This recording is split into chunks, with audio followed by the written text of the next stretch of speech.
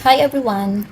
So sa mga nagtatanong about sa color deficit journey ko, so gusto ko lang i-share sa inyo guys kung paano ko nagawa personally yung calorie deficit journey ko.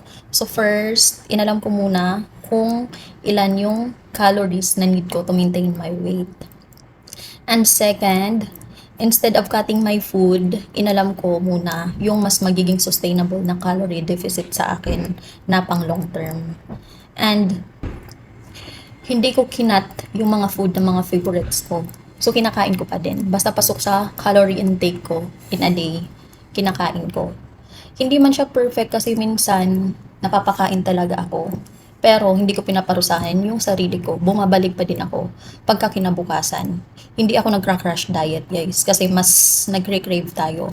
And yung mga food ko na mga hilig kong kainin, kinakain ko pa din. Para mas sustainable siya. Mas hindi ako nagugutom.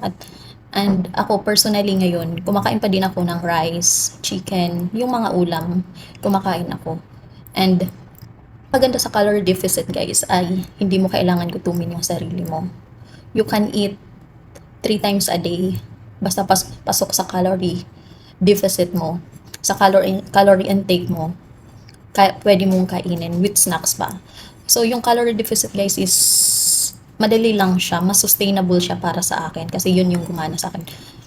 Maybe gumana sa akin, pwede din hindi gumana sa inyo, pero yung calorie deficit talaga yung gumana sa akin. Kasi hindi ako nagugutom. Nakakakain ako, nakakain ko yung mga gusto ko.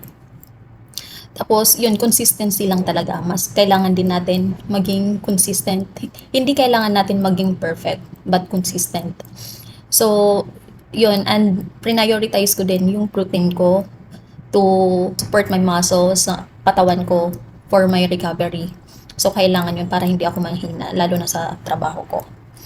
So, yun guys, kung plan ninyo na mag-start ng calorie deficit guys, alamin nyo muna yung calorie na kailangan ninyo and yung calorie deficit na gagana sa inyo.